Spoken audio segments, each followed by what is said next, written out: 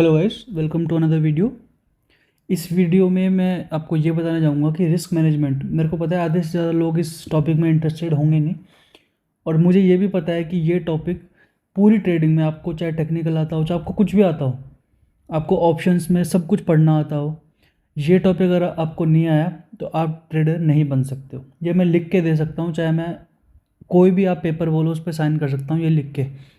अगर आपको मार्केट में प्रॉफिटेबल ट्रेडर बनना है तो आपको रिस्क मैनेजमेंट आना ज़रूरी है। ये चीज़ें आपको, अगर आप इनिशियल फेज़ में हो अपने, तो बिल्कुल भी समझ नहीं आएगी। आपको ये लगेगा कि टेक्निकल सब कुछ होता है, बट जब आप लॉसेज दे दोगे मार्केट को, उसके बाद आपको चीज़ें समझ आनी शुरू होंगी कि टेक्निकल तो कुछ था ही नहीं।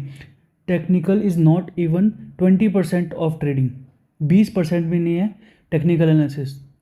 जो मेन जो गेम है वो साइकोलॉजी और रिस्क मैनेजमेंट में है। तो पहले हम बात कर लेते हैं कि रिस्क मैनेजमेंट होता क्या है। देखो, रिस्क मैनेजमेंट ये होता है कि हम ट्रेड करते वक्त हमारा रिस्क कितना ले रहे हैं, उसके अंदर काफ़ी चीज़ें आती हैं। जैसे अगर पहला पॉइंट मैं आपको बताऊं, तो पहला पॉइंट ये आता है कि आप लिवरेज या मार्जिन को यूज़ करने के बहुत अलग अलग तरीके होते हैं, ठीक है। अब आपको मिलता तो है लिवरेज या मार्जिन कितने का, जैसे आपके पास मान लो 100 रुपये है, तो आपको 5x 10x का भी मार्जिन मिल जाएगा, 10x का भी मार्जिन मिल जाएगा। इसका मतलब ये क्या होता है कि आप, अगर आपके पास 100 रुपये हैं तो आप 1000 500 इतने तक का भी ट्रेड ले सकते हैं, ठीक है। बट आप ये भूल जाते हैं, क्योंकि आपको ये लगता है कि अगर मैं 100 की क्वांटिटी ले रहा हूँ उसकी जगह मैं 500 लूँगा, क्योंकि मेरे को फ्री में मिल रहा है, लिवरेज मिल रहा है, मेरे पास है तो 100 रुपये, बट मैं ट्रेड ले पा रहा हूँ 500 रुपये का। बट आप ये चीज़ें भूल जाते हैं कि आपको लॉस भी उस 500 पे होगा, 100 पे नहीं होगा। तो जहाँ जिस क्वांटिटी आपने मान लो 100 रुपये में बाय किया कोई शेयर, ठीक है, आपने 100 रुपये में बाय किया एंड उसमें आपका प्रॉफिट बुक होना था 5 रुपये, तो आपका 500 रुपये का प्रॉफिट हुआ। आपको लगेगा कि भाई अगर मैं 500 क्वांटिटी लेता कि शेयर की, तो उसमें मेरे को 5 बचा, तो 2500 रुपये मिलते मेरे को। बट आप ये भूल जाते हो, अगर आप 5 रुपये का प्रॉफिट देख रहे थे, तो अगर आप उसकी जगह 3 रुपये का भी लॉस देखते हो, तो वहाँ पे आपको 3 रुपये के हिसाब से 300 का लॉस होना था। बट यहाँ पे इस केस में जब आपके पास 500 क्वांटिटी है, तो इस केस में आपको 1500 रुपये का लॉस होगा। तो आप ये चीज़ें नहीं देखते हो, आप सिर्फ और सिर्फ प्रॉफिट देखते हो। जिस दिन आप अपना प्रॉफिट देखना बंद कर दोगे और अपने रिस्क पे फोकस करोगे, उस दिन आपकी ट्रेडिंग में बहुत बड़ा चेंज आएगा। ये मैं आपको लिख के दे सकता हूँ। एंड जो सबसे इम्पॉर्टेंट बात है, जो रिस्क होता है अपना, जो आप रिस्क लेते हैं वो आप अपनी पॉकेट से देते हैं, बट जो आपका प्रॉफिट होता है वो तो आपको मार्केट देता है ना, वो तो आपके पास होता ही नहीं है। तो आपके हाथ में क्या है, सिर्फ जो रिस्क है वो आपके हाथ में है। अब ये कैसे पता लगाएं कि कितना रिस्क लूँ मैं? आपको सबसे पहले पता होना चाहिए कि पर ट्रेड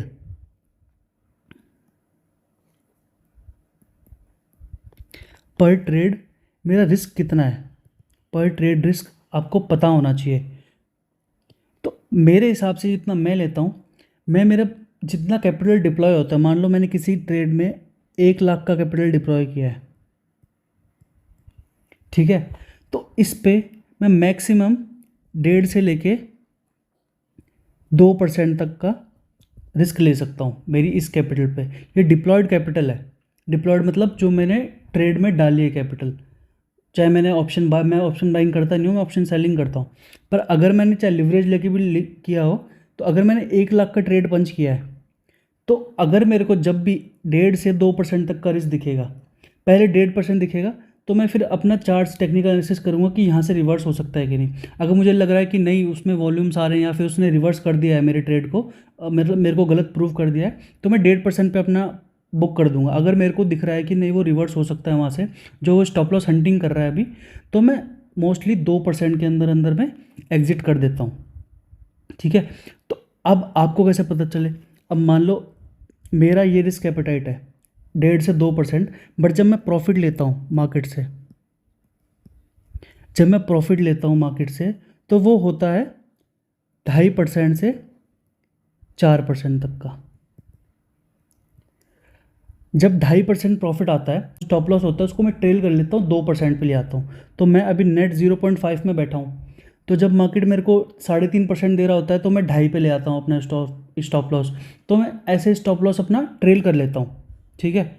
तो ट्रेल करने के बाद मैक्सिमम अगर मेरे को 4% तक का प्रॉफिट दिखता है तो मैं बुक कर लेता हूँ। तो मेरा रिस्क रिवॉर्ड रेशियो जो लगभग रहता है वो 1:2 का रहता है, उससे ज़्यादा मैं मार्केट में देता नहीं हूँ। एक मेरी बात आप हमेशा याद रखना, जब भी आप मार्केट में बड़ा लॉस, बिग लॉस दोगे, आपका अकाउंट ब्लो हो जाएगा। अब जब आपका अकाउंट खाली हो गया तो आप फिर ट्रेड ही ले पाओगे। आपके पास खड़े होने के लिए ट्रेड लेने के लिए कैपिटल नहीं बचेगा ना। सबसे इंपॉर्टेंट ट्रेडिंग में क्या है, ट्रेडिंग छोड़ो, कोई भी बिजनेस में सबसे इंपॉर्टेंट क्या है, कैपिटल सबसे इंपॉर्टेंट है। तो आपको इसको प्रोटेक्ट करना है। जब तक आपने इसको प्रोटेक्ट करके रखा आप मैदान में टिके रहोगे। जैसे ही जिस दिन आपने इसको लूज़ करना शुरू कर दिया, आपका ट्रेड करियर ख़त्म हो जाएगा पूरा। आप ट्रेड ही नहीं कर पाओगे क्योंकि आपके पास कैपिटल नहीं है। तो आप मार्केट में डालोगे क्या, इसका नाम ही कैपिटल मार्केट है, तो आप इसमें डालने के लिए कुछ बचेगा ही नहीं आपके पास। बिग लॉस जिस दिन ले लिया आपने, उस दिन आपके अकाउंट की ब्लो होने की प्रक्रिया शुरू हो जाएगी। तो अब आपको डिसाइड करना है कि आपको बड़ा लॉस लेना है कि नहीं लेना। ये वाला जो अपना आप फॉलो कर सकते हो, 1.5 से 2% का रिस्क ले सकते हो एंड 2.5 से 4% तक का प्रॉफिट लेके निकल सकते हो, ठीक है। अब दूसरा क्या है, रिस्क पर ट्रेड मैंने आपको बता दिया, लिवरेज मैंने आपको बता दिया। अब पोजीशन साइजिंग, पोजीशन कितनी लेनी है। अब जैसे किसी के पास मान लो 5,000 रुपये, अब 5,000 रुपये से आपको कोई ऑप्शन बाय करना है, सेलिंग तो होगी नहीं, ऑब्वियस सी बात है। ऑप्शन बाय करना हो या कुछ भी बाय करना हो, आपको स्टॉक्स में आप ट्रेड कर रहे हो, मान लो आपको कोई स्टॉक का प्राइस है 500 रुपये, आपके पास है 5,000 रुपये। अब आप 500 रुपये का जो भाव है उससे कितने स्टॉक ले सकते हो, मैक्सिमम आप 10 क्वांटिटी ले सकते हो। पर आप 10 क्वांटिटी नहीं लोगे, बताऊँ क्यों। क्योंकि अगर आपने एक ही ट्रेड में अपना जो पूरा कैपिटल है वो डिप्लॉय कर दिया तो आपका रिस्क बहुत ज़्यादा बढ़ गया।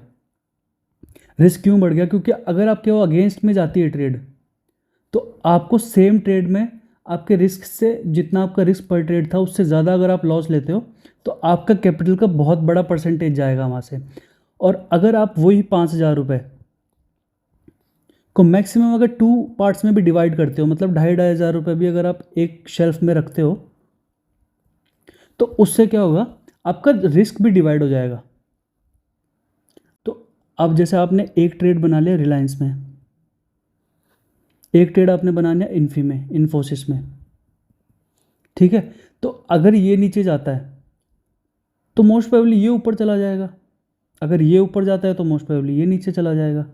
मतलब आपका ऐसा नहीं कि आपका ये भी हो सकता है कि दोनों में लॉस होना शुरू हो जाए, बट प्रोबेबिलिटी आपके फेवर में हो जाती है। बट अगर आप दोनों एक ही पोजीशन में लगा दोगे, आप समझने की कोशिश करो, अगर दोनों आप ये निफ्टी में लगा देते,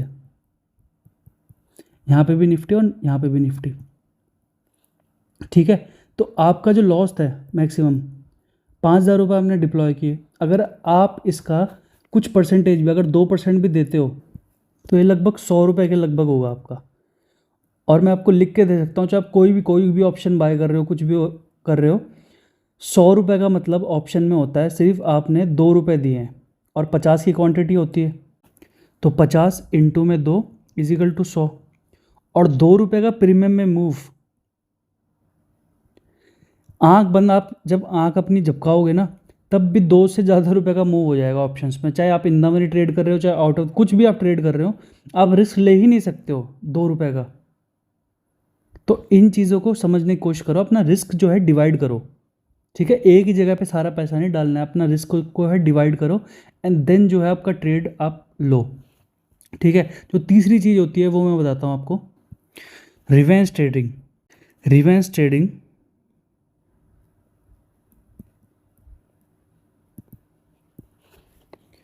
रिवेंज ट्रेडिंग का मतलब क्या होता है, रिवेंज ट्रेडिंग का मतलब ये होता है कि आपने मार्केट में अपना 2% का लॉस कर दिया। मान लो आपने 5,000 की कैपिटल पे, मान के चलो आपने कुछ भी लॉस कर दिया, 100 रुपये का लॉस कर दिया। अब अगर आप बिगनर हो तो आपको क्या लगेगा, मार्केट ने मेरे से 100 रुपये ले लिए, मेरे को वापस चाहिए ये। ऐसे मेरे क्लाइंट्स भी हैं कि जिन्होंने 100 रुपये का लॉस कर दिया वो एवरेज करेंगे, इसके बाद एवरेज करेंगे, मार्केट और नीचे चला गया, वो फिर एवरेज करेंगे, वो मोर क्वांटिटी अपनी बढ़ाते रहेंगे। ठीक है, ये सबसे बड़ी मिस्टेक है। अगर आप ट्रेडिंग में कोई गलती कर सकते हो, वो यही गलती कर सकते हो, एवरेजिंग की। अगर आपको ये लग रहा है कि मेरा ट्रेड रॉन्ग हो गया, मैं गलत हो, आप मानने को तैयार ही नहीं हो कि मैं गलत हो सकता हूँ। आप पता नहीं अपने आपको अपनी नॉलेज को क्या समझते हो कि मैं गलत ही नहीं हो सकता। और लोग तो मैं ऐसे भी जानता हूँ जो बिना नॉलेज के काम करते हैं, फिर भी ये सोचते हैं कि वो गलत कैसे हो सकते हैं, चाहे आप 50 ईयर्स से भी हो मार्केट में। Then also you don't know how to manage your trade. आपको अपना ट्रेड ट्रेड मैनेजमेंट भी बहुत इंपॉर्टेंट चीज़ होती है। ट्रेड मैनेज करना आना चाहिए। ट्रेड लेना इतनी बड़ी बात नहीं है, या ट्रेड को एनालाइज करना। लोग कहते हैं कि टेक्निकल आ गया मुझे तो उससे अरे टेक्निकल आने से ट्रेडिंग नहीं होती है। अब आपने कोई ट्रेड पंच किया निफ्टी में ही, आपने अगर ट्रेड लिया कोई, ठीक है, तो उसके बाद आप क्या सोच रहे हो? जब आपकी पोजीशन लॉस में कन्वर्ट होती है तो आप क्या सोच रहे हो? जब आपकी पोजीशन प्रॉफिट में क्या कन्वर्ट होती है? ये बातें आपको अभी नहीं समझ आएंगी, जब आपका अकाउंट ब्लो हो जाएगा, जब आपको समझ आएंगी ये बातें। जब आपका लॉस हो रहा है तब आप क्या सोच रहे हो, जब आपको प्रॉफिट हो रहा है तब क्या सोच रहे हो? मैं आपको एक इंसाइट बताता हूँ जो सबके दिमाग में, जो ट्रेडिंग कर रहा है काफ़ी टाइम से, उसके दिमाग में आती है, जो अभी उस लेवल तक नहीं पहुँचा है। मैं आपको बताता हूँ ये सबके साथ होता है। जब आपका मार्केट में लॉस हो रहा होता है तब आप सोचते हो कि नहीं यार ये प्रॉफिट में आएगा, ये प्रॉफिट में आएगा, मैंने अपना टेक्निकल किया, टेक्निकल के हिसाब से प्रॉफिट में आएगा। तो आप उस लॉस को होल्ड करते हो। अब वो लॉस आपका और बड़ा हो जाता है। पर जब आपको प्रॉफिट दिखता है तब आपको खुद पे कॉन्फिडेंस नहीं होता, आपको लगता है मैं प्रॉफिट बुक कर लूँ। तो आपको लगता है प्रॉफिट में बुक कर लूँ और फटाफट आप जो है वो प्रॉफिट बुक कर लेते हो। आप वो प्रॉफिट बुक कर लेते हो। तो उससे क्या होता है? आपने अपना टेक्निकल वहाँ पे भी किया। ये मोस्टली लोगों के साथ होती हुई गलती कि जब लॉस होता है तो वो काट नहीं पाते, बट जो प्रॉफिट होता है वो काट देते हैं जल्दी से। तो राइडिंग योर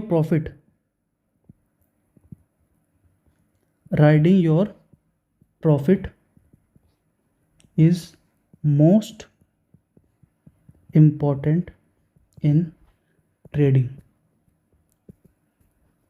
तो प्रॉफिट को राइड करना सबसे इम्पॉर्टेंट चीज़ होती है ट्रेडिंग में।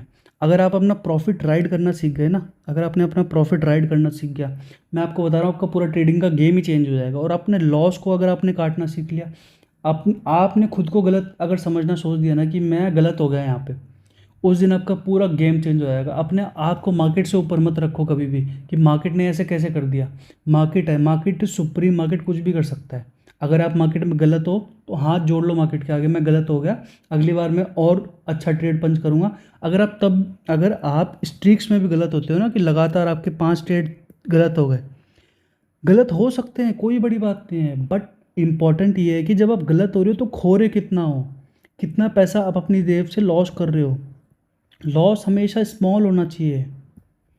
एंड अगर आप 10 ट्रेड भी ले रहे हो, उसमें से आप अगर 5 में भी नुकसान खाते हो, 5 छोड़ो, आप अगर 6 में भी नुकसान खाते हो, 7 में भी नुकसान खाते हो, अगर आपका रिस्क रिवॉर्ड रेशो अच्छा है, तो अगर आप 3 में भी प्रॉफिट कर रहे हो ना, तो भी आप जो नेट प्रॉफिट में निकल सकते हो, अगर आपका रिस्क रिवॉर्ड रेशो अच्छा है तो इन चीज़ों को समझने की कोशिश करो। और अगर कोई बंदा, ये लास्ट पॉइंट मैं आपको बता रहा हूँ, अगर कोई बंदा जिसको भी ट्रेड करना है F&O में, सबसे इम्पॉर्टेंट पॉइंट है ये इस पूरी वीडियो का, अगर आपको नॉलेज नहीं है, आपको सिर्फ ये पता है कि कॉल क्या होता है, पुट क्या होता है, ओपन इंटरेस्ट क्या होता है, आपको सिर्फ नॉर्मल चीज़ें जो सबको पता है, कॉल पुट को इतना मुश्किल थोड़ी है सीखना। अगर आपको सिर्फ ये चीज़ें पता है कि चेंज इन वाई क्या आती है, तो मैं आपको बता रहा हूँ कि आप ऑप्शन ट्रेडिंग में या F&O ट्रेडिंग में सक्सेसफुल नहीं हो सकते हो। क्यों नहीं हो सकते हो? क्योंकि अगर आपने ऑप्शन ट्रेडिंग बिना नॉलेज के करी तो आपको ये पता ही नहीं चलेगा कि आपके साथ हो क्या गया है किसी दिन। आपको यही नहीं पता ऑप्शन ट्रेडिंग बनाई ही इसलिए गई थी कि वो हेज करने के लिए ऑप्शंस बनाए गए थे। उसका मतलब ये होता है वो ऑप्शन है आपके लिए। F&O हमेशा साथ में क्यों लिखा है? मैं कितनी बार बोलता हूँ F&O हमेशा साथ में क्यों लिखा है? F और O क्यों नहीं लिखा जाता? उनको साथ में करना है। और अगर आप ऑप्शन भी कर रहे हो तो ऑप्शन में अपना रिस्क डिफाइंड रखो। ये बहुत इंपॉर्टेंट पॉइंट है, अपना रिस्क को डिफाइंड रखो कि मैं अगर खोऊंगा तो मैं इससे ज़्यादा रुपए नहीं खोऊंगा, एक पैसा भी मार्केट को नहीं दूंगा अगर मैं गलत हो गया। आपको ज़ुबान पे होनी चाहिए वो चीज़ आपके। अगर आपने कोई चीज़ 100 में बाय करी है, आपसे कोई भी पूछे कि तू कब काटेगा ये ट्रेड, आपके ज़ुबान पे होनी चाहिए अगर 95 पे चला गया नीचे, चाहे वो 150 चला जाए, आपको उससे मतलब नहीं होना चाहिए। आपका रिस्क मैनेजमेंट क्या कह रहा था आपको कि अगर आपसे 95 रुपीज़ जाता है, 95 से नीचे जाता है तो मेरे को मेरा ट्रेड कट करना है। उसके बाद चाहे वो 150 जाए, 200 जाए, 1000 चला जाए, अपन को मतलब नहीं, अपन दूसरी ट्रेड में शिफ्ट करेंगे। आपको ये चीज़, मेरे को पता है इस वीडियो पे कुछ व्यूज़ नहीं आएंगे, कोई नहीं समझना चाहता इन चीज़ों को। सबको करना है स्कैल्प करना है, सबको एफ एंड ओम करना है सबको। क्यों? क्योंकि उन्होंने देख लिया 5000 से वहाँ पे बनते हैं 1 लाख रुपए, है ना, वो 10,000 लगा के 20 लाख रुपए। ये सब आपको ब्लफ दिखाया जा रहा है, ऐसा कुछ नहीं होता है ट्रेडिंग में। अगर कोई आपको इसका PNL भेज दे कि वो लगातार, ये सबसे इम्पोर्टेंट बात है, कंसिस्टेंटली वो 5,000 रुपये से उसने 1 लाख रुपये बनाया, तो भी आप मुझे बता सकते हो। अगर उसने 5,000 से 10,000 भी बनाया ना, उसका डबल भी बनाया, तो भी मैं जूते खाने के रेडी हूँ अगर उसने 5,000 से 10,000 कंसिस्टेंटली भी बनाया हो। ऐसा पॉसिबल नहीं है, ये मार्केट है, बिजनेस है। आप अगर इसको समझना चाहते हो समझो, नहीं समझना चाहते हो तो market will make you understand. इस चीज़ को ध्यान रखना। Thank you. वीडियो अच्छी लगी हो तो लाइक कर देना, शेयर कर देना, सब्सक्राइब कर देना। Thank you.